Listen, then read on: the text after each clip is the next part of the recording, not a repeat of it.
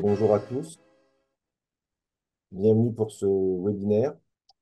Je suis Romaric Vidal du cabinet Syndex. Nous accompagnons les représentants du personnel au CSE. Je suis accompagné par Paulina Boulard, qui est notre administratrice, pardon, et par Anne Benedetto, qui animera ce webinaire. Bonjour Anne. Bonjour, bonjour à tous et à toutes. Alors, nous allons commencer ce webinaire intitulé Prévenir les TMS, le rôle clé du CSE face aux risques dits ergonomiques. Alors, ce webinaire sera composé de trois parties. Une première partie qui sera consacrée à la définition des TMS, une seconde partie consacrée aux causes d'apparition des TMS, et enfin une troisième partie sur les moyens d'action des représentants du personnel. Alors pour recontextualiser un petit peu le webinaire présenté par Anne aujourd'hui, ce webinaire, c'est la première étape de notre campagne de sensibilisation sur les risques graves. Suivront un autre webinaire le 6 novembre sur le rôle à jouer des élus face au RPS, qui est présenté par Sylvain Girard, donc le 6 novembre, ainsi qu'une table ronde hybride le 18 novembre.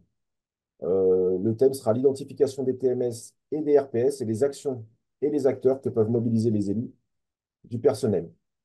Cette table ronde réunira un médecin du travail, des experts, des élus, et cette table ronde sera animée par François Deriot, l'ex-rédacteur en chef de la revue Santé et Travail.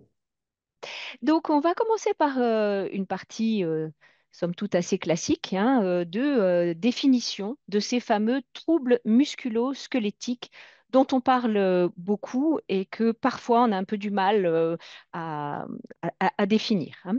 Alors, j'ai pris la définition de l'Agence européenne pour la santé et la sécurité au travail, qui indique bien dans sa définition que on va bien parler de troubles d'origine professionnels, hein, qui sont vraiment liés à l'activité de travail et qui précise aussi dans sa définition que ces troubles affectent de nombreuses parties du corps, le dos, le cou, les membres supérieurs, mais aussi les membres inférieurs.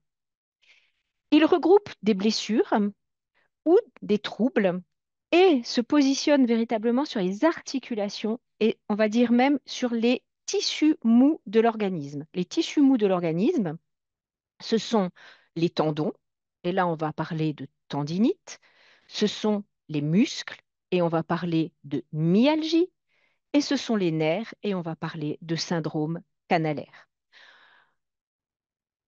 Les troubles musculo-squelettiques, ce sont donc des atteintes périarticulaires, hein, parfois on va le voir écrit comme ça, hein, des atteintes périarticulaires ou des pathologies ostéo-articulaires, hein, voilà des mots savants, qui en fait vont bien définir et s'appliquer à des inflammations, hein, des zones autour de nos articulations. Donc tout ce qui va être osseux ne va pas être considéré comme un trouble musculo-squelettique.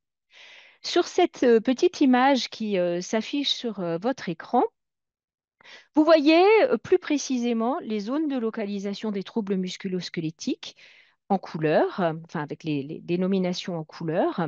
Et puis dessous, en noir, alors peut-être que vous ne voyez pas très bien, mais encore une fois, Romaric l'a bien dit, vous allez recevoir le support, hein. Donc voilà, je sais que c'est un peu petit, mais vous aurez le temps, vous aurez la possibilité de le lire quand vous le recevrez. Vous avez donc les pathologies, hein. Alors certaines sont très connues, comme la tendinite de la coiffe des rotateurs, le syndrome du canal carpien. D'autres un petit peu moins connues, un peu moins courantes, hein, le genou, par exemple, l'hygroma du genou, qui concerne plutôt les personnes qui travaillent dans le bâtiment, hein, notamment qui vont être carreleurs, hein, qui travaillent beaucoup à genoux, ou des personnes qui vont avoir des tendinites achilléennes qui travaillent avec des pédales. Alors, soit des personnes qui conduisent des véhicules ou qui travaillent sur des machines à coudre, par exemple, ou des machines dans l'industrie qui se commandent avec des pédales. Alors, comme je disais, hein, les parties du corps les plus touchées par les troubles musculo-squelettiques, ce sont les épaules. C'est une articulation complexe et qui est très sollicitée dans de nombreuses activités professionnelles. Et puis, on a aussi tout ce qui va être autour de la main, poignet, doigt, avec le fameux syndrome du canal carpien, qui sont aussi des pathologies assez fréquentes liées à une activité professionnelle qui sollicite cette articulation. Et je vais le dire tout de suite, y compris d'ailleurs toutes les personnes qui travaillent sur écran, puisque l'utilisation de la souris de manière intensive, et surtout la souris classique et pas la souris verticale, va être très génératrice de troubles musculo-squelettiques. Alors, de la douleur au handicap, les TMS apparaissent de manière progressive et malheureusement souvent à effet différé. C'est-à-dire que parfois, vous allez avoir des TMS qui vont se manifester plusieurs mois après une exposition aux facteurs de risque, hein. Voilà, les facteurs de risque, on va les développer tout à l'heure, hein. Et ça rend cette pathologie très compliquée à empoigner pour vous, les représentants du personnel, parce que vous êtes plutôt un public de représentants du personnel, parce que parfois, ce n'est pas immédiat, hein, et ça fait un moment que la personne travaille dans des conditions d'exposition, et c'est seulement au bout de 6 mois, au bout de 8 mois, que les douleurs arrivent. Alors, c'est pour ça qu'on appelle ça un effet différé. Alors, ensuite, une fois que les douleurs arrivent, eh bien, on va avoir un spectre très large, hein, de manifestations.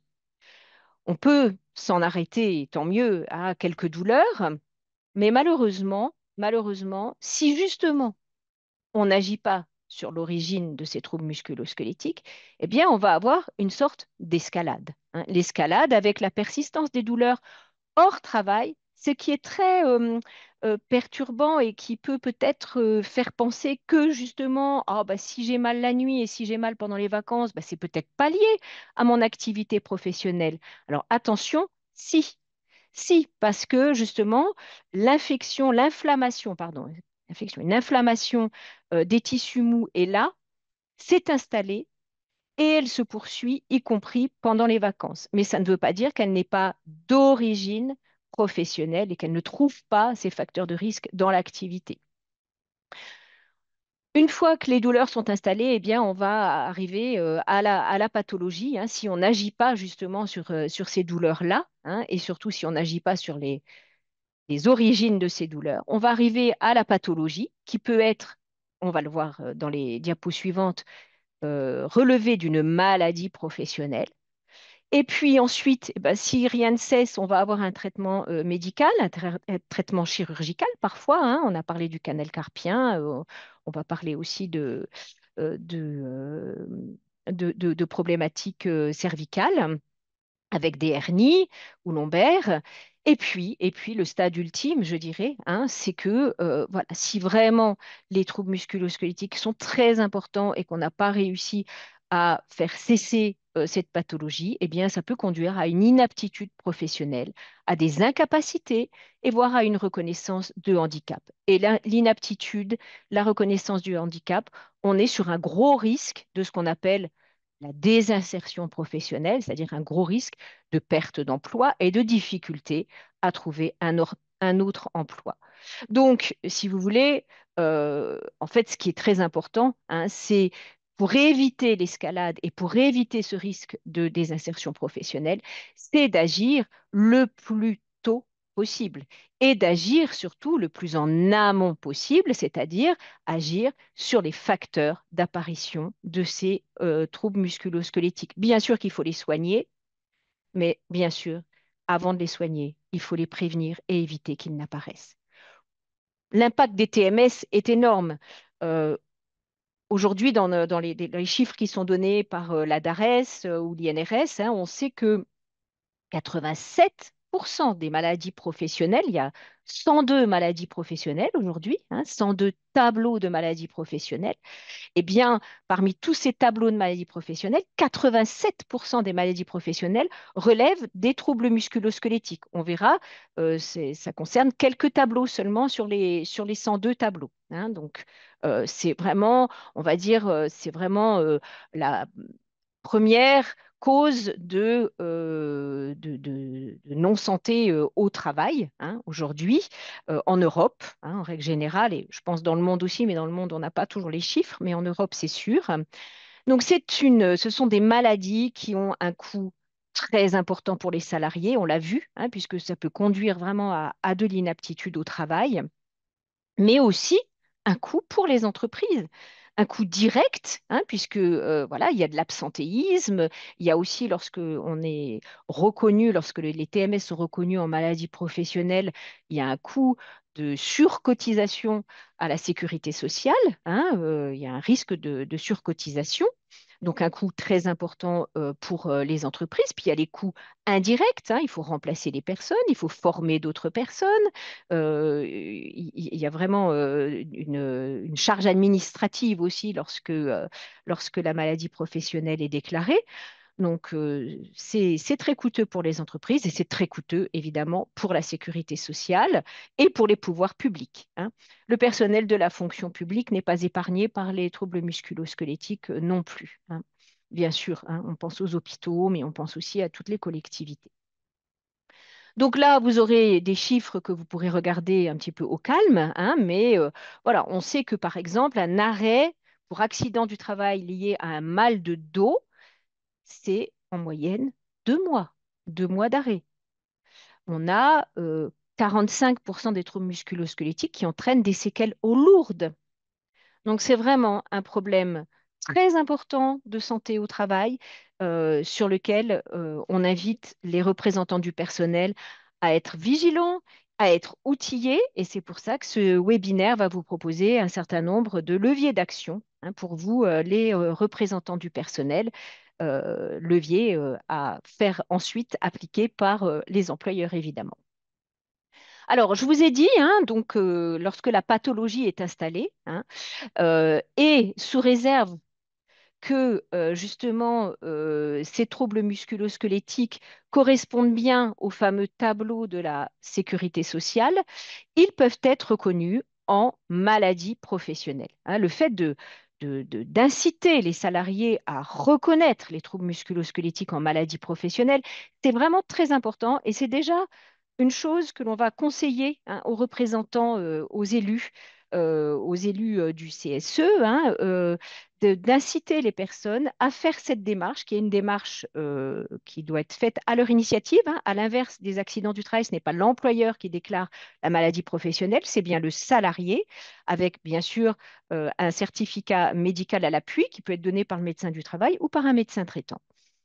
Et si son affection périarticulaire correspond bien aux différents tableaux, vous voyez qu'il y a dans le régime général, alors ils ont des noms, des numéros différents pour le régime agricole, mais pour le régime agricole, il y a effectivement aussi des tableaux de maladies professionnelles. Pour le régime général, vous voyez qu'il y a 5 tableaux dans lesquels on va trouver justement les symptômes des troubles musculo-squelettiques. Le 57, qui est le plus courant, avec les affections périarticulaires provoquées par les gestes et postures de travail, mais aussi le 69, avec les problématiques de vibration et de choc qui vont générer des troubles musculo-squelettiques.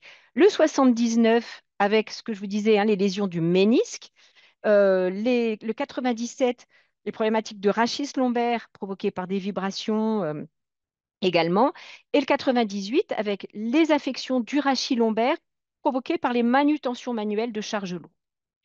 Tous ces tableaux que je viens de citer, vous pouvez y accéder par le biais d'un site qui est extrêmement riche et que je conseille tout le temps aux représentants du personnel, notamment lors des formations, hein, qui est le site de l'INRS, l'Institut national de la recherche pour la sécurité, qui est financé par la sécurité sociale, qui est vraiment un site sur lequel on va trouver toute une documentation absolument, je veux dire, validée scientifiquement, hein, et légalement. Et donc, vous avez possibilité, en faisant tout simplement sur un moteur de recherche tableau des maladies professionnelles INRS, vous avez un petit moteur de recherche et vous pouvez retrouver tous les 102 tableaux de maladies professionnelles et plus particulièrement là les tableaux que je viens de citer. Alors, j'en ouvre un, le tableau numéro 57. Hein, je vous ai dit que c'était le tableau auquel font le plus fréquemment référence les troubles musculo-squelettiques. Et j'ai fait deux petites extractions, un sur les problématiques d'épaule et l'autre sur poignet, main, doigt, puisqu'on a vu que c'était les TMS les plus fréquents.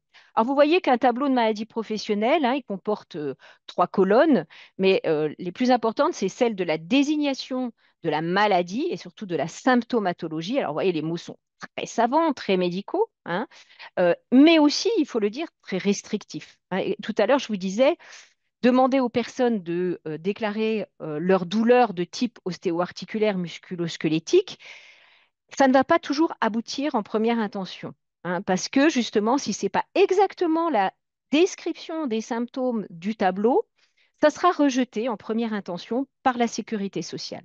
De la même manière, vous voyez la liste limitative des travaux susceptibles de provoquer ces maladies, hein, la dernière colonne, c'est assez restrictif aussi et c'est assez précis. Vous voyez, quand on lit la première ligne, travaux comportant des mouvements ou le maintien de l'épaule sans soutien en abduction avec un angle supérieur à 60 degrés pendant au moins 3h30 par jour, vous voyez, c'est quand même très précis. Donc évidemment, hein, la maladie professionnelle sera reconnue par la sécurité sociale s'il y a une conjonction entre les symptômes que présente la personne et son exposition dans la réalité de son travail. C'est pour ça que pour l'exposition, la CARSAT mène souvent une enquête auprès de l'employeur dans laquelle il va avoir des petites postures, il va cocher celles qui correspondent à l'exposition du salarié. Et c'est important que les représentants du personnel puisse justement jeter un coup d'œil sur la manière dont l'employeur va répondre à cette enquête. Lorsque la personne qui est présente des troubles musculo-squelettiques ne répond pas complètement à ce tableau, il ne faut pas s'avérer vaincu, enfin voilà, il ne faut pas renoncer à la démarche parce que, il y a une commission de recours régionale de recours des maladies professionnelles qui permet de demander à ce que la sécurité sociale, même si elle a rejeté en première intention, revoie le dossier de la personne et éventuellement déclare la maladie à caractère professionnel, ce qui va quand même permettre aux salariés concernés de bénéficier d'un certain nombre enfin, d'une bien meilleure prise en charge, que c'est ça hein, que permet la reconnaissance maladie professionnelle, c'est une meilleure prise en charge de ses soins, de sa rééducation, de ses troubles, mais aussi, et ça c'est très important aujourd'hui, hein, c'est un sujet d'actualité, mais aussi si une incapacité fait suite à ces troubles musculo-squelettiques, être mieux protégé par rapport à son départ à la retraite, avoir une possibilité de départ anticipé. Je ne rentre pas dans les détails, c'est compliqué et c'est très mouvant en ce moment, hein. Donc, mais voilà, je le dis, euh, c'est vraiment essentiel aujourd'hui, tout comme pour les accidents du travail, d'avoir une reconnaissance des pathologies liées au travail. Les pathologies liées au travail, le travail n'est pas fait pour abîmer les gens. Et lorsque le travail abîme les gens, eh bien, il faut que la sécurité sociale le sache et agisse en conséquence. C'est aussi l'occasion de faire remonter des chiffres, justement, hein, à la sécurité sociale et aux organismes de fonction publique. Première partie, voilà, on a à peu près, voilà, fait un petit zoom sur ce qu'étaient ces fameux troubles musculo-squelettiques. Et là, maintenant, on va entrer dans une partie très importante qui porte sur les causes d'apparition des troubles musculo-squelettiques. Les causes sont multiples et souvent entremêlées. Ça, c'est vraiment un message hyper important. On n'est pas dans une problématique monocausale. Les troubles musculo-squelettiques, c'est un faisceau, un faisceau de facteurs de risque qui vont, comme je disais, s'entremêler, qui vont s'additionner, qui vont s'agréger et qui vont faire que la souffrance arrive.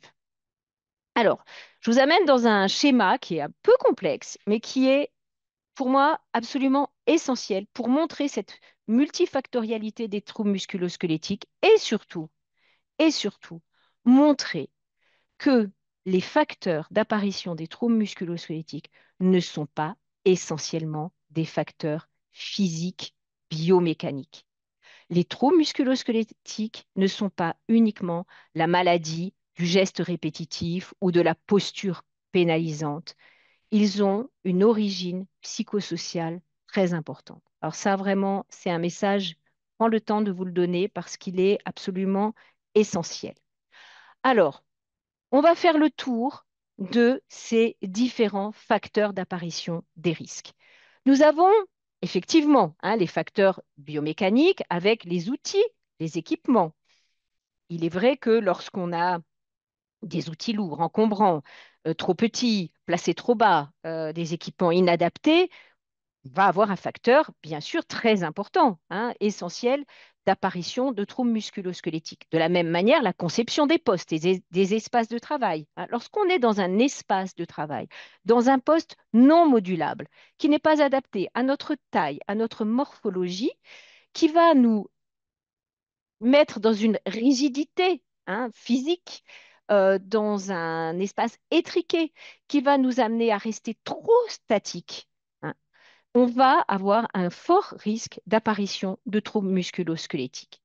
Les ambiances physiques sont très importantes aussi, quand on est exposé à des courants d'air, à du froid, à des vibrations, je l'ai dit tout à l'heure, des vibrations parce qu'il y a des machines, par exemple, on est dans des bureaux, il y a des machines qui sont pas très loin, ou alors on est devant des machines qui sont extrêmement bruyantes, ou qu'on utilise des outils portatifs extrêmement vibrants, eh bien, on va avoir une aggravation de ces inflammations ostéo-articulaires. Jusqu'ici, on était plutôt sur des facteurs effectivement biomécaniques et environnementaux. Et là, on arrive justement à un facteur qui est un peu plus difficile à percevoir, qui est un peu plus difficile à mesurer, qui est celui de l'organisation et de la prescription du travail. La prescription du travail, c'est ce que l'on demande de faire.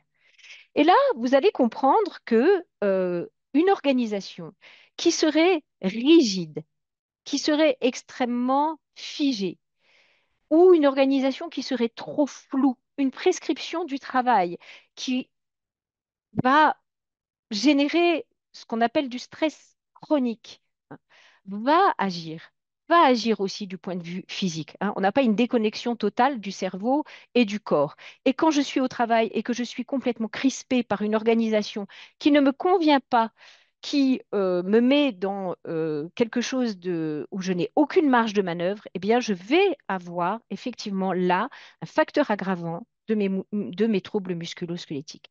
Les modes de management, on en parle beaucoup, du management défaillant, défaillant parce que soit trop autoritaire, soit inexistant.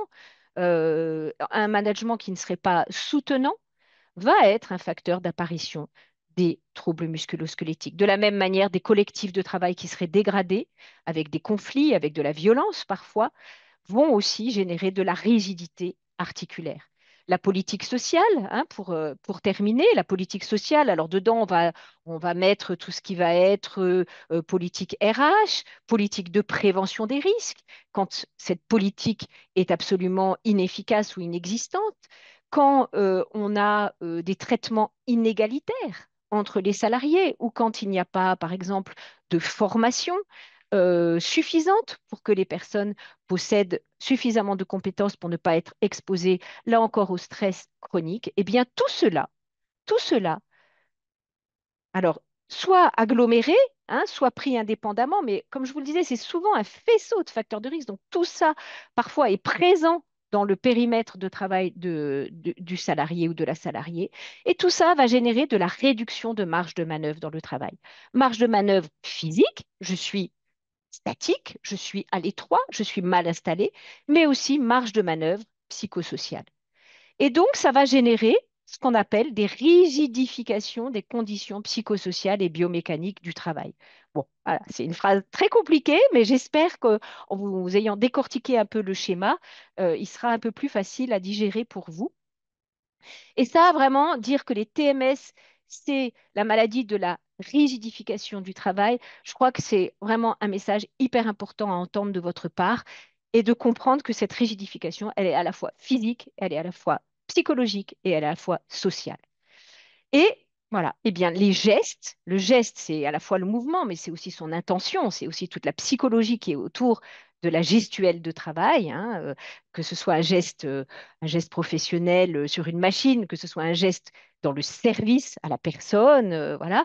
On est dans une gestuelle de travail. Eh bien, ce geste, il est empêché, il perd son habileté, hein, il perd sa facilité, il perd son aisance, il perd son efficience, et donc, cela génère des douleurs de type trouble musculo-squelettique. Et bien sûr, hein, parce que c'est important que vous ameniez cet argument-là à votre entreprise aussi, hein, vous les représentants du personnel, dire que bah, ça a des effets sur la performance de l'entreprise, évidemment, hein, puisque ça va générer de l'absentéisme, du turnover, des déclarations de maladies professionnelles, etc., etc. Voilà, après ce schéma, somme toute assez complexe, on va faire une toute petite pause. Je laisse la parole à Romaric. Alors, on va vous mettre à contribution à travers ce petit sondage deux questions. La première question, vous allez répondre par rapport à ce qui se passe dans votre entreprise, hein. Première question, est-ce que le risque de TMS est identifié dans votre document unique? Vous avez trois possibilités, oui totalement, oui partiellement ou non. Vous avez quelques secondes pour répondre.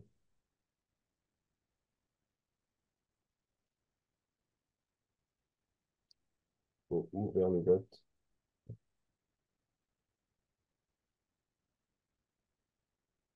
Est-ce que le vote est ouvert?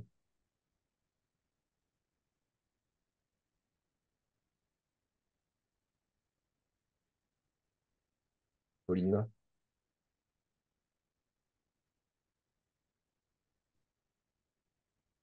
Alors, on a peut-être un petit problème technique.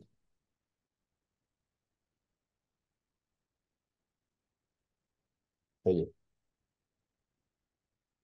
Alors, une majorité de oui, hein, le document unique de votre entreprise est plutôt bien renseigné.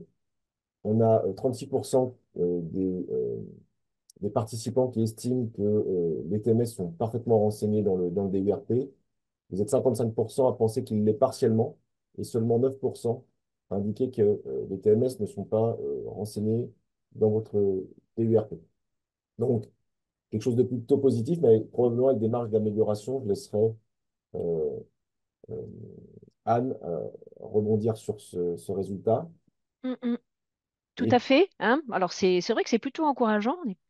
Ça veut dire quand même que les documents uniques traitent cette question, hein, en tout cas identifient ce risque. Alors vous dites certainement partiellement. Et je pense qu'effectivement, enfin j'espère en tout cas qu'à l'issue de ce webinaire ou de formation SSCT que vous suivez, vous allez pouvoir justement faire remonter à votre employeur, hein, qui est responsable de cette évaluation des risques, mais vous devez contribuer à ce document unique et vous pouvez lui faire remonter qu'effectivement, hein, les troubles musculo-squelettiques, ce n'est pas uniquement la maladie du geste répétitif, de la posture pénalisante, mais ça peut aussi être généré par une organisation défaillante. Et ça ne concerne pas que les personnes qui travaillent, entre guillemets, dur, hein, de manière pénible, mais aussi les personnes qui travaillent sur écran toute la journée. Et en deuxième, télétravail aussi, hein, puisque j'ai vu qu'il y avait une petite question sur le télétravail. Mm. deuxième question, deuxième contribution de votre part. Est-ce que les actions de prévention des TMS mises en place par votre employeur vous semblent-elles pertinentes? Même modalité de réponse, oui totalement, oui partiellement, non, et le vote va bientôt être ouvert.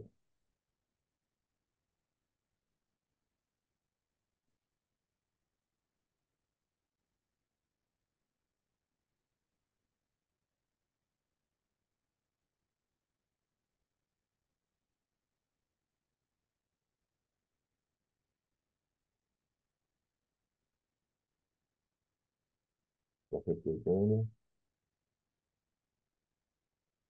Vous êtes près de 120 hein, à participer à ce webinaire. On vous remercie.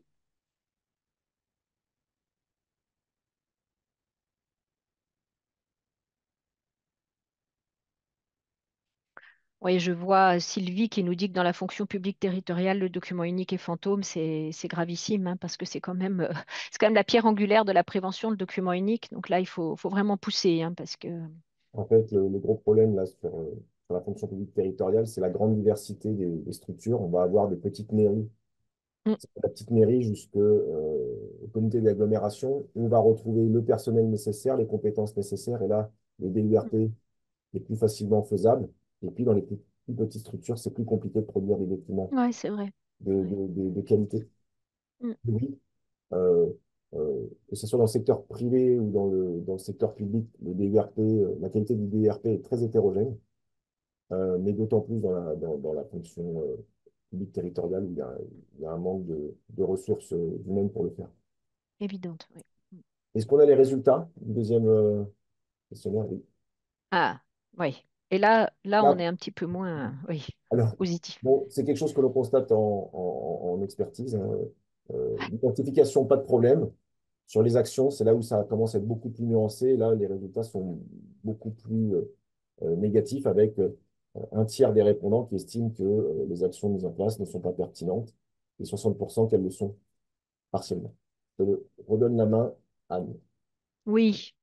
Eh ben, écoutez, ça va nous permettre justement hein, d'entrer dans la troisième partie qui me semble être quand même, enfin, il me semble que c'est la partie essentielle hein, de ce webinaire qui est bah, comment agir quand on est représentant du personnel, hein, qu'est-ce que vous avez comme outil hein, en main pour justement déjà hein, signaler, alerter à votre direction, à votre employeur, la présence de risques de troubles musculo-squelettiques. Hein, le risque de troubles musculo-squelettiques, hein, j'insiste, quand on élabore un document unique, hein, on n'attend pas que les troubles musculo-squelettiques soient présents. Hein. On identifie bien un risque, c'est-à-dire une probabilité que cela arrive.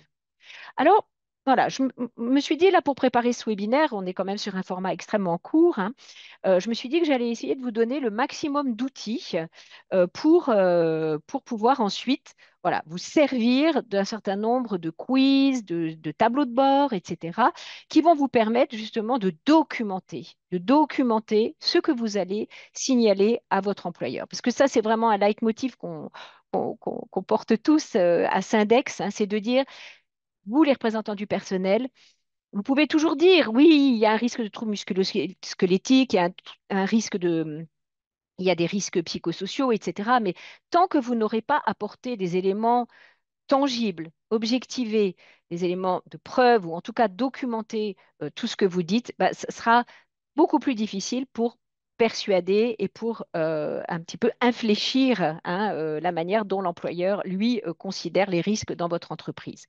Donc, un outil qu'on trouve donc sur le site de l'INRS. Hein, et donc, j'ai fait l'essai encore hier. Hein, il suffit d'aller sur un moteur Google, etc.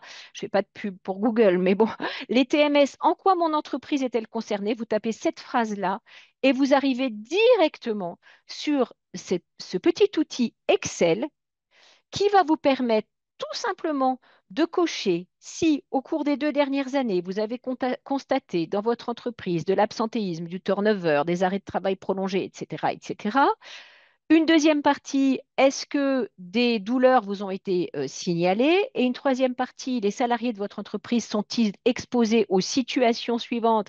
Et là, vous allez voir évidemment apparaître et les situations comportant des facteurs biomécaniques, physiques d'apparition des troubles musculo-squelettiques, mais aussi les fameux facteurs organisationnels et psychosociaux dont je vous ai parlé tout à l'heure. Et donc, ce petit outil interactif, hein, il va vous donner une sorte de résultat hein, qui va vous permettre d'étayer vos arguments lorsque vous allez dire à votre employeur lors d'une réunion de CSE ou de commission SSCT, eh bien, nous, on voudrait vraiment qu'il y ait une focale dans le document unique, puis dans votre PAPRIPAC, dans votre plan d'action annuel, sur la question des troubles musculo-squelettiques. Donc, un premier outil déjà de repérage. Une fois que ce repérage est fait, je vous ai remis là sur cette planche la boîte à outils, la fameuse boîte à outils, euh, des représentants du personnel avec la plupart de leurs prérogatives sur le volet santé, sécurité et conditions de travail. Alors, on va faire un zoom un peu sur chacune de ces parties, hein, l'accès à l'information, les informations consultations, les inspections, les enquêtes, le droit d'alerte, le droit à l'expertise.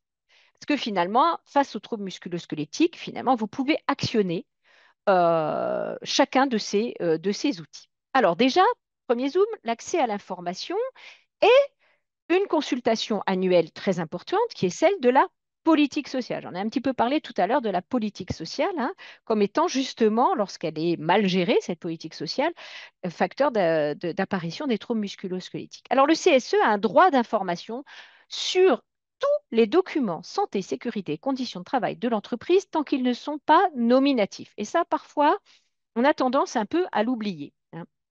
Les élus peuvent demander, déjà, enfin, ils doivent être destinataires, soyons précis dans les mots, ils sont destinataires des documents de prévention soumis à leur avis, à l'avis du CSE. Alors, vous les connaissez, on les cite très souvent, le document unique, le PAPRIPACT, qui est le programme annuel d'action de prévention des risques professionnels et d'amélioration des conditions de travail, et le bilan SSCT ou HSCT, hein, qui est un document que l'employeur doit élaborer annuellement et sur lequel, sur ces trois documents, le CSE doit se prononcer et rendre un avis. D'autres documents, d'autres registres, tant qu'ils ne sont pas nominatifs, vous pouvez tout demander, hein. Vous pouvez demander à votre employeur des notices de sécurité, des certificats de contrôle, etc. Et puis, les dossiers de consultation ponctuels, ça va toucher les projets importants modifiant les conditions de travail. Alors, on déplie, effectivement, je vous l'ai dit, bilan SSCT, document unique, pas pris pacte. Autre document, fiche d'entreprise du médecin du travail. Le médecin du travail doit faire une fiche d'entreprise mise à jour tous les 4 ans et vous devez en être destinataire, le CSE. Cette fiche d'entreprise, c'est une espèce de petit document unique, hein, sur lequel justement vous allez pouvoir, que vous pourrez comparer avec le document unique de l'entreprise. Tout ce qui est registre, sécurité, contrôle obligatoire.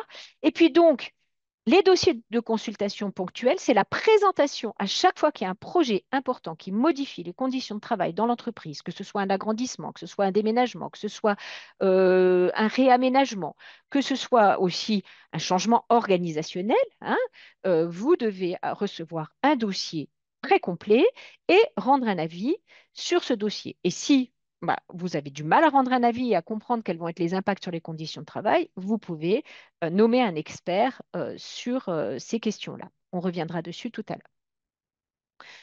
Donc, lorsque vous avez tous ces documents à votre portée, l'essentiel, c'est d'arriver justement à regarder si les indicateurs santé, sécurité, conditions de travail ont évolué dans les années par rapport aux années précédentes, hein.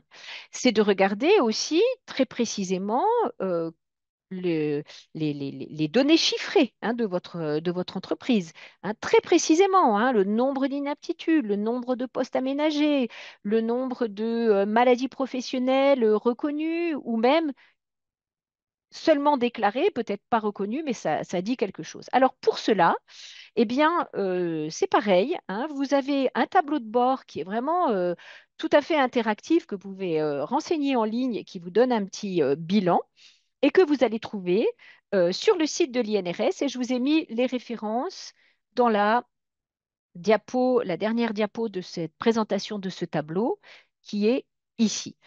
Dans ce format de webinaire, je ne rentre pas dans les détails. Je vous les ai juste mis, vous les recevrez, vous aurez le temps de regarder le diaporama en fin de semaine ou en début de semaine prochaine quand vous le recevrez, et d'aller justement chercher le tableau de bord TMS sur le site INRS pour vous entraîner à le remplir. Ça, c'est vraiment très important d'avoir un tableau de bord pour vous, les représentants du personnel. Ça va vous permettre, mais il peut être partagé avec l'employeur, hein, et voilà, quand le dialogue social fonctionne bien, ce qu'il faut souhaiter, eh bien, effectivement, vous pouvez partager ce tableau de bord employeur représentant du personnel et le suivre de manière très régulière et très précise pour agir le plus en amont possible sur ces troubles musculo-squelettiques. Et puis, dernière planche, hein, dans toujours cet outil d'accès à l'information, on vous a mis cette diapo-là qui fait référence au site Amélie, hein, qui est le site bien connu de la sécurité sociale, avec le petit lien sous la diapo, qui vous permet aussi de comparer les données chiffrées de votre entreprise avec les données nationales des entreprises de la même activité que la vôtre, puisque vous avez sur le site Amélie, lorsque vous faites, pareil, sur un petit moteur de recherche, vous faites Amélie sinistralité, eh bien, vous avez un petit moteur qui vous rentrez votre code NAF ou votre code APE et vous avez accès aux données nationales de toutes les boîtes de France qui ont le même code APE que vous, c'est-à-dire qui font exactement la même activité. Alors, il y a un tout petit décalage dans le temps. En ce moment, on a les données 2023, par exemple, hein, mais c'est quand même très éclairant. Et quand vous voyez que, alors, vous avez la même chose pour les accidents du travail, pour les maladies professionnelles, et quand vous voyez que vous êtes très élevé par rapport aux autres entreprises du secteur, ça vous donne un argument de plus pour aller alerter votre employeur sur la présence de troubles musculo-squelettiques. Là, on n'est plus sur le risque, on est sur l'évidence, hein, on est sur vraiment l'apparition des troubles. Je suis consciente que je vais très vite, mais j'ai beaucoup de choses à vous dire et je préfère vous présenter en fait ce diaporama et que vous preniez le temps de le consulter par la suite. Alors, je vous ai dit tout à l'heure, deuxième grande famille d'outils, hein, c'est l'accès au terrain. Alors, voilà, on ne cesse, nous, Syndex, hein, de dire aux représentants du personnel, utilisez vos attributions qui vous permettent de faire des visites, des inspections trimestrielles, des enquêtes paritaires lorsqu'il y a un accident du travail ou une maladie professionnelle ou des incidents répétés révélant des risques graves. C'est essentiel, c'est euh, la seule manière de montrer effectivement ce qui se passe dans la réalité du travail chez les salariés qui sont exposés et d'amener des éléments de preuve par des photos, par des graphiques, par des plans, par des relevés que vous pourrez éventuellement faire. Quand on va faire une inspection, on prend un petit mètre ruban pour montrer que les postes voilà, manquent peut-être un petit peu d'amplitude. On prend un petit thermohygromètre pour montrer que l'environnement n'est pas satisfaisant. Et quand on va justement réaliser une inspection, une visite, hein, vous ne dites pas tous inspection, hein, dans la fonction publique, on appelle ça des visites d'inspection. Dans le secteur privé, on parle d'inspection trimestrielle. Néanmoins, voilà, ça va toujours donner lieu à un rapport, hein, un rapport des élus du CSE ou du CSA ou du CST, hein, excusez-moi parce qu'on a tendance à dire CSE, mais j'ai l'impression qu'il y a beaucoup de gens de la fonction publique qui nous écoutent. Et vous allez pouvoir ranger, hein, classer vos observations selon ces quatre thématiques. Et vous retrouvez les thématiques que je vous ai présentées sur le schéma qui était un petit peu animé tout à l'heure, hein, avec les facteurs physiques, effort, gestes répétés, posture, etc. L'environnement de travail, le bruit, les problématiques d'éclairage, hein, c'est un problème aussi, hein, pour les troubles musculo-squelettiques. Si je suis trop éclairée, que j'ai des reflets sur mon poste de travail, je vais avoir des postures qui vont être justement compensatrices, hein. Et si je ne suis pas assez éclairée, ben, je vais m'approcher, et donc je vais avoir des problématiques de cervicale. L'organisation du travail et les facteurs psychosociaux, hein, avec les fameuses 6 familles de facteurs de risque psychosociaux GOLAC, hein, qu'on utilise dans les grilles d'identification des facteurs psychosociaux de risque pour la santé. Voilà, il faut que quand vous réalisez une inspection, quand vous allez sur le terrain, hein, pour aller discuter et observer vos collègues qui travaillent pour pouvoir faire remonter les facteurs de risque auxquels ils sont exposés, il faut que vous puissiez aller dans ces différentes dimensions. Alors, quand on vous forme, on vous propose des grilles, hein, qui vous permettent justement qui facilitent justement après vos rapports d'inspection ou d'expertise. Alors, bien sûr, il y a aussi des normes, hein, qui vont vous permettre aussi, hein, pourquoi pas, vous prenez une photo et puis vous mettez en évidence que bah, la personne travaille, par exemple, avec une inclinaison du tronc beaucoup trop forte, comme vous le voyez ici, et surtout qu'elle maintient cette exposition pendant plus de 2 minutes ou qu'elle la maintient de manière statique. Hein. Vous avez voilà, des schémas relativement simples à utiliser qui vous permettent de prouver, hein, d'amener des éléments très concrets et très illustrés des facteurs biomécaniques présents dans l'activité de travail. Et vous avez donc tous ces petits schémas qui sont issus d'une norme qui est assez complexe à, à lire, mais que vous pouvez vous procurer. Je crois que oui, c'est payant, mais vous pouvez vous procurer ça sur le site de l'AFNOR, et qui vous permettent aussi, hein, de vous outiller pour pouvoir mettre en évidence la présence de risques de troubles musculo-squelettiques. Et puis, quelque chose de plus facile à utiliser, je suis encore sur un document de l'INRS, hein, mais voilà, c'est la référence, je pense, de la plupart des intervenants en prévention que nous sommes. Une brochure de 36 pages qui est référencée ED 6161, qui s'appelle la grille méthode d'analyse des conditions physiques de travail, MACPT, et qui va vous permettre, là encore, de recenser différentes caractéristiques professionnelles lors de vos inspections, lors de vos enquêtes, lors de vos rencontres avec les salariés, et qui va vous permettre eh bien, d'amener là encore des éléments tangibles, des éléments précis qui devraient alerter votre employeur sur la présence soit de risques de troubles musculo-squelettiques, soit de troubles musculo-squelettiques avérés. Et donc, d'obliger quelque part votre employeur non seulement à vraiment faire entrer cette dimension des troubles musculo-squelettiques dans le document unique, mais aussi dans son plan annuel d'action de prévention. Alors, vous voyez, on a déjà donc des grandes familles sur lesquelles on doit dire bah, non, c'est pas présent. Oui, c'est présent, mais ça, bon, manifestement, c'est pas un énorme problème. Mais quand on met une croix dans critique, là, oulala, attention, hein, par exemple, je vais prendre des caractéristiques temporelles. Il y a un petit problème de difficulté à prendre des pauses, hein. Alors là, on va mettre une croix là. Et puis ensuite, une fois qu'on a mis cette croix, on va aller dans cette brochure faire un zoom sur, alors là, j'ai fait un zoom sur les problématiques de dimensionnement. Et là, on va avoir la possibilité d'aller encore plus loin dans les caractéristiques de l'activité. Hein. Il y a des postures inconfortables, jamais, rarement, souvent, toujours. Là, vous allez pouvoir justement qualifier encore plus finement ce qui se passe réellement dans l'activité. Hein. Est-ce qu'il y a des objets encombrants à manutentionner? Et la brochure INRS, elle vous donne en plus vraiment des explications pour savoir si justement on est dans acceptable, insuffisant, inadapté. Hein. On vous donne des éléments pour pouvoir qualifier. Donc c'est vraiment une brochure que je vous invite à utiliser, à lire, à adopter. Alors, il y a des outils, mais ils s'inscrivent aussi vraiment dans une démarche. Hein, parce qu'attention, hein, un outil en soi, il ne vaut rien s'il n'est pas vraiment utilisé dans le cadre d'une démarche, d'une méthode hein, parfaitement construite.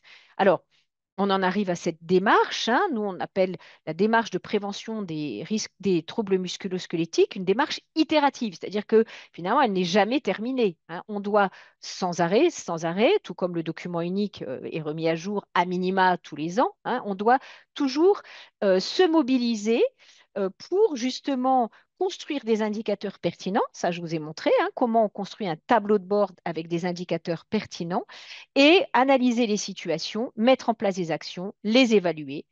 Alors, mobiliser les acteurs internes et externes, on va dire en interne, eh bien, classiquement, direction, encadrement intermédiaire, vous, les représentants du personnel, responsables sécurité. Et puis les acteurs externes, alors un acronyme que vous n'utilisez peut-être pas souvent, mais SPSTI, c'est Service de prévention de santé au travail interentreprise, c'est-à-dire ce que vous appelez encore la médecine du travail, mais aussi la CARSAT ou la CRAMIF quand vous êtes en région parisienne, et puis toutes sortes de consultants, dont bien sûr Syndex. Voilà. Ensuite, les pistes d'action, je vais être très rapide parce que j'ai vu que vraiment l'heure avait tourné. Les pistes d'action, attention, tout comme les facteurs de risque sont à la fois organisationnels, techniques, sociaux, biomécaniques, eh bien, les pistes d'action, hein, de la même manière, il faudra qu'elles soient qu'elles soient multiples et qu'elles aillent dans les trois directions, les directions organisationnelles, les directions techniques et la direction RH, hein, c'est-à-dire voilà, sur les aspects psychosociaux, clairement, hein. Alors, je ne détaille pas, je n'ai pas le temps parce qu'on voudrait prendre vos questions, mais voilà quelques, mais attention, hein, ce n'est pas exhaustif, mais quelques pistes que vous pouvez conseiller et identifier dans les plans d'action de vos employeurs. Des aides financières sont mobilisables, on le sait trop peu. D'ailleurs, une qui s'appelle le FIPU, le Fonds d'investissement de la prévention de l'usure professionnelle, j'ai encore lu un article récemment, n'est pas suffisamment actionné. Il y a encore plein d'argent dans les caisses de la sécurité sociale et qui peuvent être justement mobilisés lorsque vous encouragez votre employeur à mettre en place une action de prévention des troubles musculo-squelettiques. Donc, allez rencontrer votre CARSAT, votre CRAMIF pour justement demander les aides qui peuvent être mobilisées, soit pour acquérir du matériel, des équipements pour lutter contre les facteurs biomécaniques, soit pour faire intervenir des consultants qui vont regarder aussi sur les aspects psychosociaux, facteurs de troubles musculo-squelettiques. Donc vraiment, là, vous prendrez le temps de le regarder. Et puis un petit focus sur le dispositif TMS Pro, qui est aussi un dispositif qui peut être actionné par vos CARSAT CRAMIF lorsqu'il y a beaucoup de risques de troubles musculo-squelettiques dans votre entreprise. Je finirai par l'expertise. L'expertise avec la possibilité pour nous, Syndex, de vous accompagner, soit sur le risque grave de troubles musculo-squelettiques quand on a, j'utilise parfois ce mot, une épidémie de troubles musculo-squelettiques dans votre entreprise, hein. Là, on est en risque grave et vous pouvez nous faire intervenir. Soit lorsqu'il y a un projet important et que vous doutez qu'il va générer des troubles musculo-squelettiques, soit pour vous aider justement lors de votre consultation sur la politique sociale à identifier par les indicateurs en quoi justement le sujet des troubles musculo-squelettiques est un sujet sur lequel il faut que vous mobilisiez votre employeur. Alors, quelques questions. Il y a eu pas mal de questions. J'ai essayé de répondre de mon côté. J'en ai sélectionné quelques-unes. On a pas mal de questions, Anne, sur notamment la place du médecin en général et la place du médecin traitant, notamment à l'amorçage. C'est-à-dire que Hmm. on a des salariés qui peuvent ressentir des douleurs, aller voir leur médecin du travail. Est-ce que tu pourrais nous éclairer sur la place de l'arrêt de travail et la qualité de l'arrêt de travail? Est-ce que un médecin doit préciser que la douleur est en lien avec le travail? Et est-ce que tout ça, ça permettra plus tard de faciliter une reconnaissance soit en accident du travail, soit en maladie professionnelle? Oui. Alors effectivement, hein, je l'ai un petit peu dit, hein, il faut absolument que votre pathologie soit reconnue médicalement, hein. Alors, il y a le médecin traitant, il y a le médecin du travail. On va commencer par le médecin traitant parce que le médecin traitant peut faire un certificat que vous allez joindre à votre CERFA de demande enfin, de déclaration de maladie professionnelle, donc de demande de reconnaissance en qualité de maladie professionnelle. Alors, les médecins traitants, malheureusement, ils ont un peu du mal à faire le lien avec l'activité de travail. Donc, il faut les aiguiller, hein, et il faut que vous, alors, soit ça vous concerne vous, soit ça concerne les salariés que vous représentez, hein. Et ce qui est important, c'est bien de signaler aux médecins traitants qu'il y a de fortes présomptions que la pathologie est d'origine professionnelle. Le CERFA, le médecin traitant, il l'a rarement. Et j'ai envie de dire, même le médecin du travail, il l'a rarement. Mais il se télécharge, hein, vous faites. Alors, je ne connais pas son numéro. Peut-être Romaric, qui est plus agile que moi, peut le trouver rapidement sur Internet. Mais bon, il y a un numéro de CERFA. On peut faire CERFA, demande de maladie, déclaration de maladie professionnelle. Vous le téléchargez, vous l'imprimez. Vous allez voir votre médecin avec et vous dites, voilà, je souhaite faire une déclaration de maladie professionnelle et je voudrais que vous me fassiez un certificat médical précisant exactement la pathologie que j'ai. Le médecin du travail est plus à même, beaucoup plus à même de vous aider dans cette démarche. Vous savez que vous pouvez prendre rendez-vous avec votre médecin du travail à tout moment, hein, pour une visite à la demande, hein, comme on le dit, hein, une visite à la demande et aller justement lui signaler ces problématiques-là. Vous pouvez aussi vous faire accompagner de vos représentants du personnel pour cette visite. Alors, En principe, il a dans ses tiroirs les CERFA, mais vous pouvez aussi venir avec le CERFA, hein, et insister sur l'adéquation entre ce que vous vivez au travail et les symptômes que vous présentez. Alors, on a posé la question dans le chat de l'arrêt de travail. C'est vrai qu'il vaut mieux avoir eu un arrêt de travail, hein. Ça va être une pièce au dossier de reconnaissance de maladie professionnelle. Et surtout, si ça ne rentre pas complètement dans les tableaux et qu'il faut que vous fassiez un recours auprès de la commission de recours des maladies professionnelles, c'est vrai que bah, voilà, hein, si vraiment la pathologie est importante, il y aura eu un arrêt de travail. Et vous avez vu dans mon tableau que je vous ai présenté, il y a ce délai de prise en charge, hein. Le délai de prise en charge, c'est le temps justement entre le moment où vous êtes en arrêt de travail, c'est le délai entre la fin d'exposition et la consultation médicale. Donc il faut faire très vite, hein. Arrêt de travail, on va très vite faire la démarche de demande de reconnaissance en maladie professionnelle. Deuxième question, cette fois-ci sur la médecine du travail. On a une question sur un avis d'aptitude au poste où le médecin du travail n'a pas réalisé d'études de poste, n'a pas réalisé d'études des conditions de travail et émet malgré tout une restriction avec l'interdiction de mouvements répétitifs. Est-ce que cet avis d'inaptitude, malgré l'absence d'analyse précise sur le terrain, est-ce que cet avis d'inaptitude, il est valable?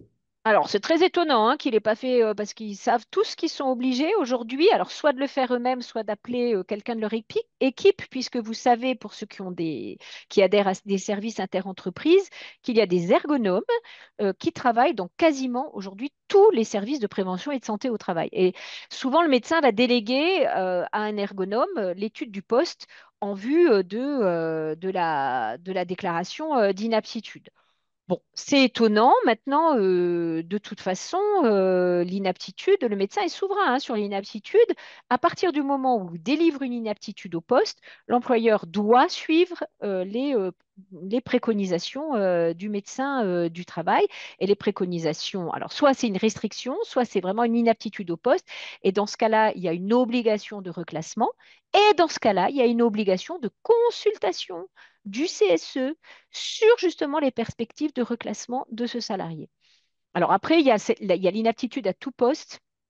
Là, ça ne passe pas entre les mains du CSE et effectivement, malheureusement, une inaptitude à tout poste donne lieu à un licenciement pour inaptitude, ce qui est un gros problème, hein. À propos du tableau de sinistralité, et qui Oui, a montré qu'on peut renseigner et qui permet aussi de faire des comparaisons avec oui. d'autres entreprises du secteur. On a une question, est-ce que ce tableau, c'est un outil du CSE qu'il essaye de remplir en glanant à droite à gauche des informations, ou est-ce que le CSE peut demander à l'employeur de renseigner une partie ou totalement ce tableau-là? Alors attends, ce que je vous ai montré tout à l'heure, il y avait une planche qui portait sur le site Amélie où on va comparer avec les entreprises du même code NAF. Là, c'est pas interactif, c'est juste informatif, hein. Vous avez les données et moi, j'utilise beaucoup justement quand je fais des expertises politiques sociales, hein, j'utilise pour montrer que l'entreprise est en deçà ou au-delà des données nationales. Le tableau interactif, c'est celui justement c'est le tableau de bord TMS. Alors, le tableau de bord TMS, moi, je vous invite à le faire avec votre employeur. Enfin, je pense que c'est comme ça aussi que l'employeur pourra se sentir partie prenante et pas pris à défaut, on va dire, hein, en disant, ben, on est sur le document unique, on est sur le document unique, on est sur les lignes risque de troubles musculo-squelettiques. Regardons, on a des outils qui sont fournis par l'INRS, hein. D'ailleurs, c'est des outils de TMS Pro, hein. On a un tableau de bord. Allons-y, on va le renseigner, hein. Alors, c'est pas en CSE, c'est en CSSCT ou avec la petite équipe qui est dédiée à l'analyse des risques, à la contribution au document unique, hein, parce que vous savez que le document unique, aujourd'hui, les représentants du personnel doivent être associés à l'élaboration du document unique. Donc, on peut le faire. Moi, je préconise que vous le fassiez ensemble avec l'employeur. Maintenant, tout dépend de la qualité du dialogue social. Si vraiment l'employeur dit les troubles musculo-squelettiques, hors de question que je les identifie parce que il y en a absolument pas dans mon entreprise, alors bah, vous l'utilisez tout seul et vous lui amenez les éléments de preuve et si possible, vous invitez le médecin du travail le jour où vous amenez ça, si tant est que votre médecin du travail, voilà, est bien au courant de tout ce qui se passe dans l'entreprise, ce qui est malheureusement pas toujours le cas aussi. On te remercie pour ton intervention. Si vous Merci avez de votre encore des patience. questions, vous pouvez nous les envoyer sur contact, sur l'adresse suivante contact@syndex.fr. Nous y répondrons. Nous vous souhaitons une très bonne journée à tous et à bientôt. Merci, bonne journée.